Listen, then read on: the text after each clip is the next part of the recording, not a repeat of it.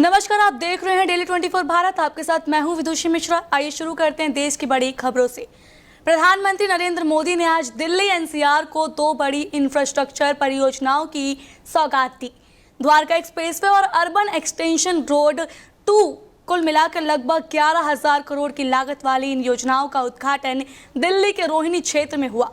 ये 76 किलोमीटर लंबी सड़क है जिसे दिल्ली का तीसरा रिंग रोड कहा जा रहा है। ये अक्षरधाम से शुरू होकर दिल्ली देहरादून एक्सप्रेसवे तक जाएगी और इसका निर्माण 6,445 करोड़ की लागत से हुआ है। इससे दिल्ली के बाहरी इलाकों को बेहतर कनेक्टिविटी मिलेगी और ट्रैफिक जाम की समस्या में भारी राहत मिलेगी। द्वारका एक्सप्रेसवे कुल 29 किलोमीटर लंबा है, जिसमें दिल्ली का हिस्सा 10 किलोमीटर का है।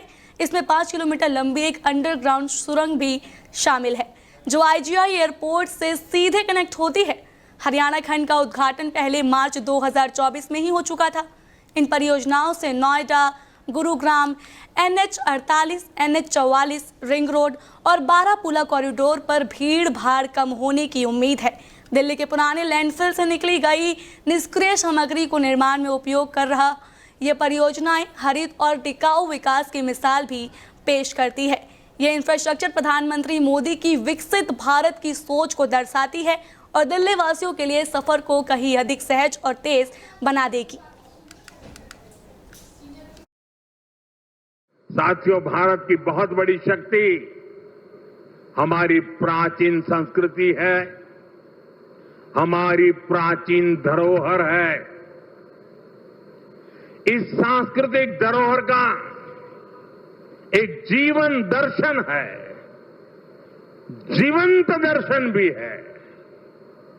और इसी जीवन दर्शन में हमें चक्रधारी मोहन और चरखाधारी मोहन दोनों का परिचय होता है।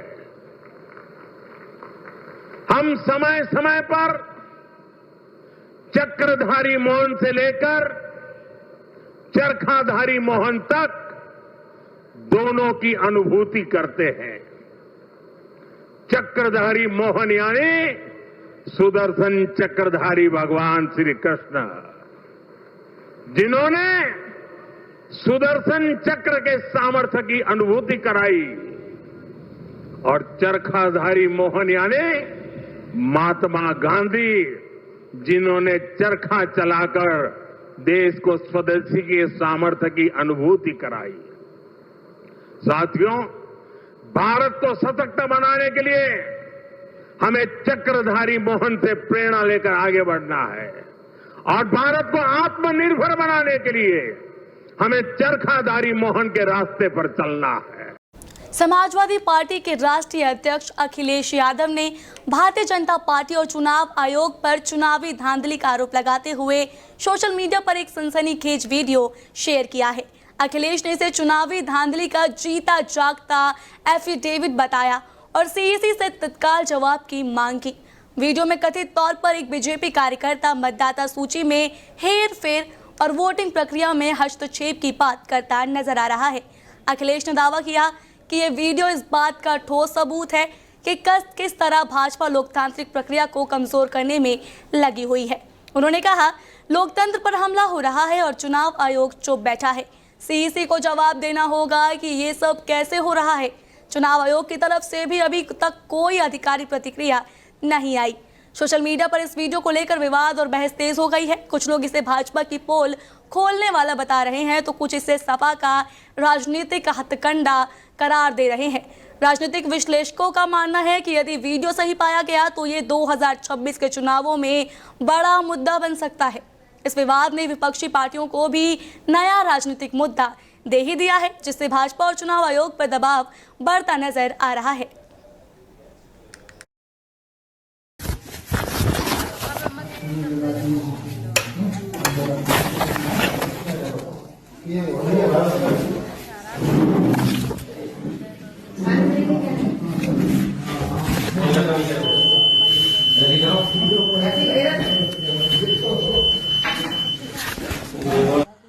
ये है नंबर दूसरा।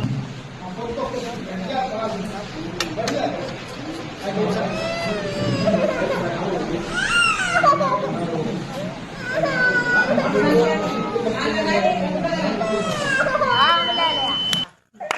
है तीसरा नंबर विवेक का है, ठीक है, मैं डाल रहा हूँ, बोर्ड देख लो, तीसरा नंबर है ये।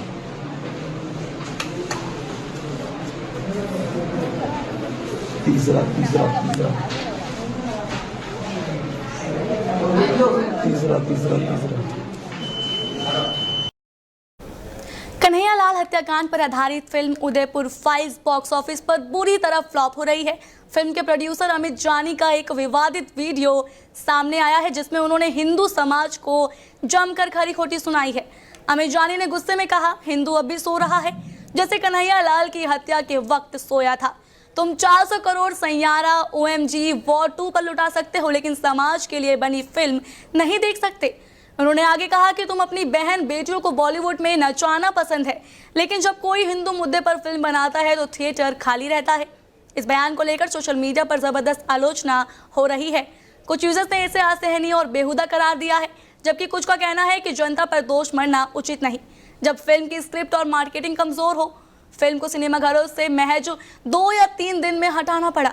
इसका टिकट कलेक्शन बहुत कम रहा जिससे डिस्ट्रीब्यूटर और थिएटर मालिकों ने इसे शो से हटा दिया।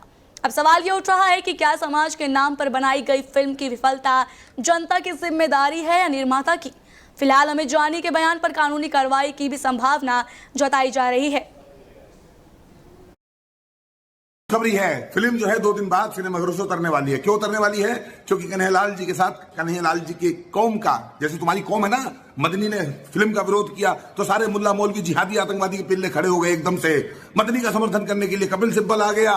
ऐसी जो कन्हैयालाल जी की कौम है, उस गरीब हिंदू टेलर की जो कौम है, जिसको उम्मीद होगी कि शायद मेरे लिए मेरे लोग खड़े होंगे, उनके परिवार के आंसुओं को शायद ये उम्मीद होगी कि देश का हिंदू हमारा साथ देगा, समर्थन देगा और इस लड़ाई में हमारी मदद करेगा। लेकिन मुसलमानों, खुशी की बात यह है कि हिंदू जैसे पहले मरा हुआ था, सोया हुआ था, पड़ा हुआ था, चादर तान के, कफन ओढ़ के, बिल्कुल वैसे ही सोया हुआ है और तुम्हें खुश होने की जरूरत है।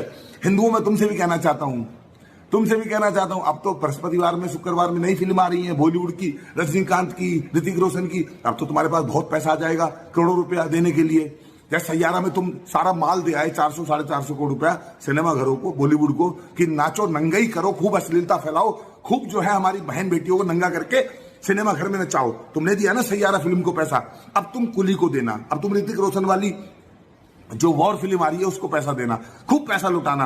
अब बृहस्पतिवार शुक्रवार से तुम्हारे पास खूब पैसा आ जाएगा। जैसे तुमने ओ माई गॉड को दिया, पीके को दिया, बाकी फिल्मों को दिया है, ऐसे ही बहुत सारा पैसा तुम पे बुधवार, बृहस्पतिवार में, शुक्रवार में आ जाएगा।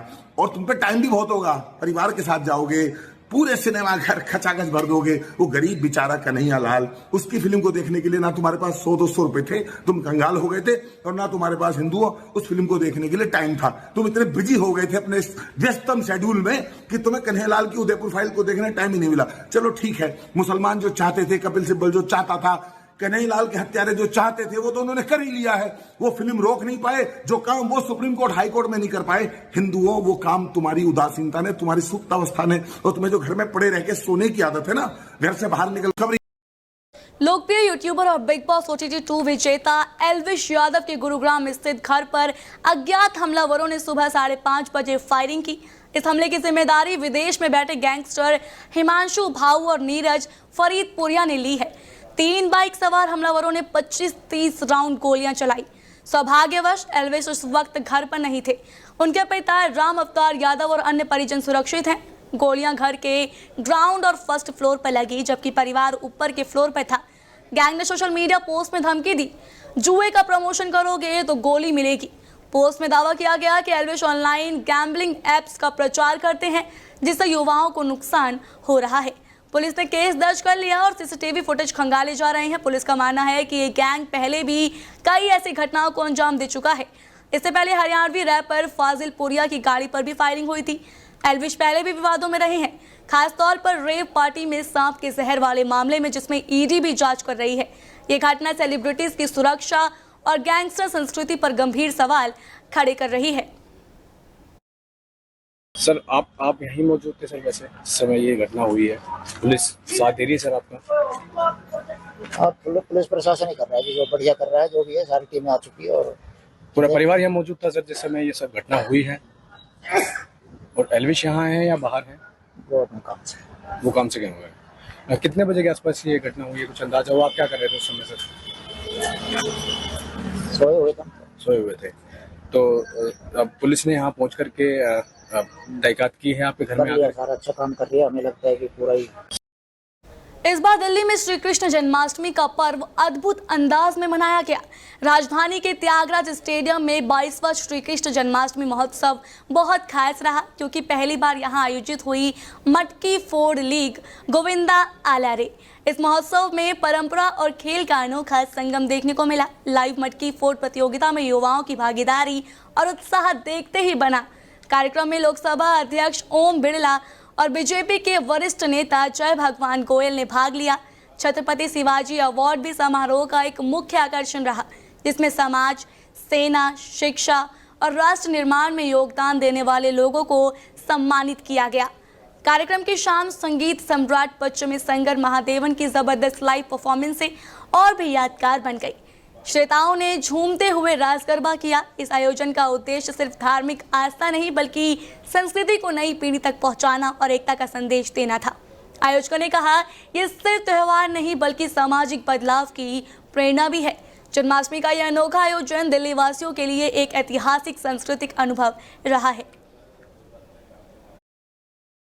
संतगण, हमारे सभी सहयोगीगण, आदरणीय माताओं, बहनों, बंधुओं, हमारा ये 22वां कार्यक्रम है। इस बार का कार्यक्रम एमपीएल के रूप में हमने शुरुआत की है। भगवान कृष्ण की कृपा से, राधा रानी के आशीर्वाद से अगला जो कार्यक्रम होगा वो इससे बहुत विशाल होगा। तो कम से कम 1 हफ्ते का कार्यक्रम रखा जाए। 1 हफ्ते का कार्यक्रम रखा जाए। ये कार्यक्रम ऐसे होते रहे। सनातन का प्रचार प्रसार होता रहे। भगवान कृष्ण ने आज से लगभग 5,500 वर्ष पूर्व ये मटकी फोड़ लीला की थी। इसके पीछे मकसद क्या था कि हम सब एक हैं। संतगण, हमारे सभी सहयोगीगण, आदरणीय माताओं। गोरखपुर में रेजिडेंसी हॉस्पिटल के उद्घाटन कार्यक्रम में उत्तर प्रदेश के मुख्यमंत्री योगी आदित्यनाथ ने जनता को संबोधित करते हुए कहा कि अब प्रदेश में किसी भी नागरिक को इलाज के लिए पैसों की चिंता नहीं करनी पड़ेगी। उन्होंने कहा, जो सरकार हर गरीब के साथ खड़ी हो वही असली सरकार होती है। मुख्यमंत्री ने बताया कि उन्होंने एक वर्ष में 11,000 करोड़ रुपए स्वास्थ्य सेवाओं के लिए उपलब्ध कराए हैं, जिससे आयुष्मान भारत योजना और अन्य योजनाओं के तहत करोड़ों गरीबों को लाभ मिला है। उन्होंने पहले की सरकारों पर निशाना साधते हुए कहा, पहले चेहरा देखकर इलाज की सुविधा दी जाती थी, लेकिन अब हर व्यक्ति को समान अधिकार के साथ सुविधा दी जा रही है। सीएम योगी ने यह भी कहा कि स्वास्थ्य सेवाएं अब राजनीति का माध्यम नहीं बल्कि जनसेवा का मिशन बन गई है। उन्होंने मेडिकल कॉलेज, सुपर स्पेशलिटी सुविधाओं और हेल्थ इंफ्रास्ट्रक्चर को लेकर किए गए कार्यों को भी जनता के सामने रखा।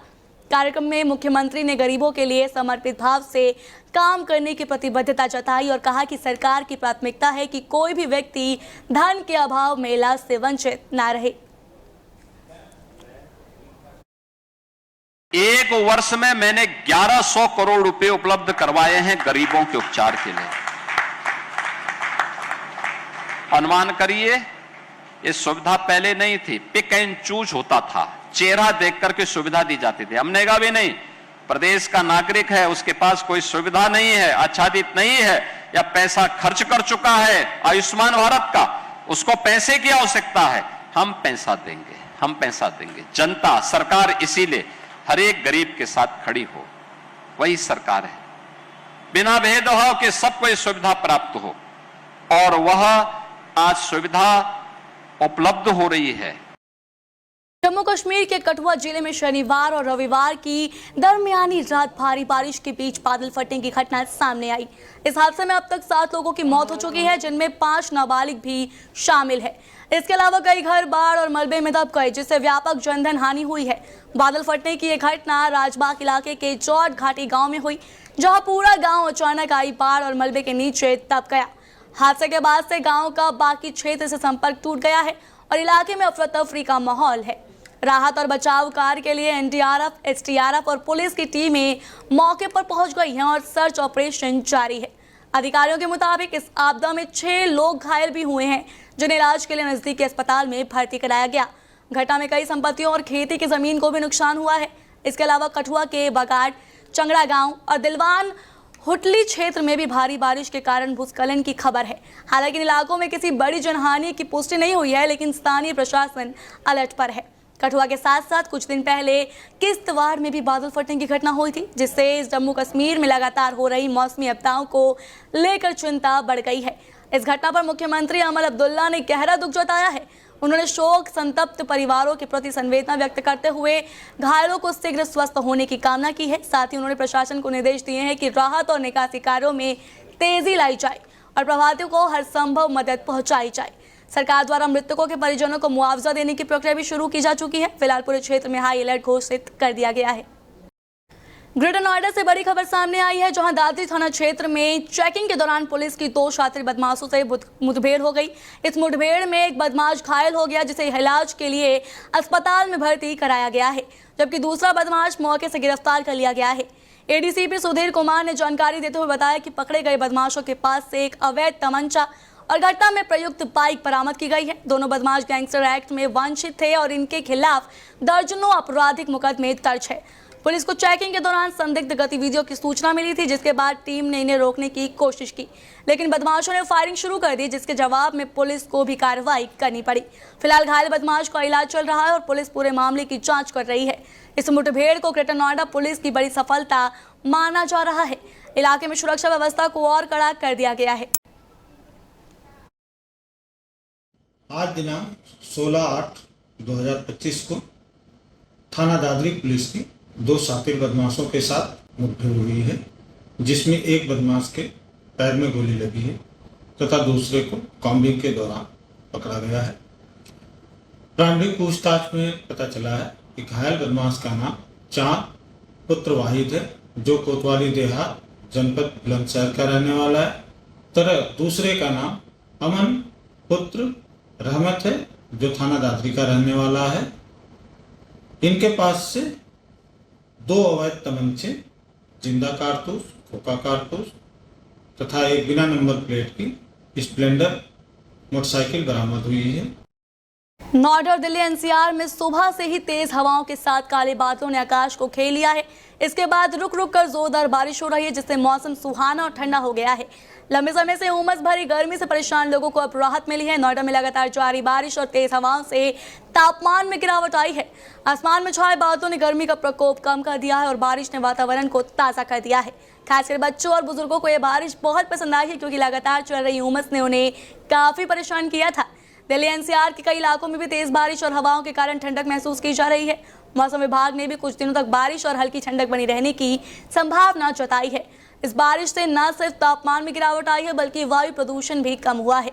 बढ़ती गर्मी और उमस के बीच ये बारिश लोगों के लिए वरदान साबित हो रही है। नोएडा समेत पूरे एनसीआर क्षेत्र के निवासियों को उम्मीद है कि इस बारिश से गर्मी की तीव्रता कम होगी और मौसम कुछ समय के लिए ठंडा और आरामदायक रहेगा। उत्तराखंड विधानसभा सत्र में उत्तराखंड अल्पसंख्यक शैक्षिक संस्थान अधिनियम 2025 विधेयक पेश किया जाएगा।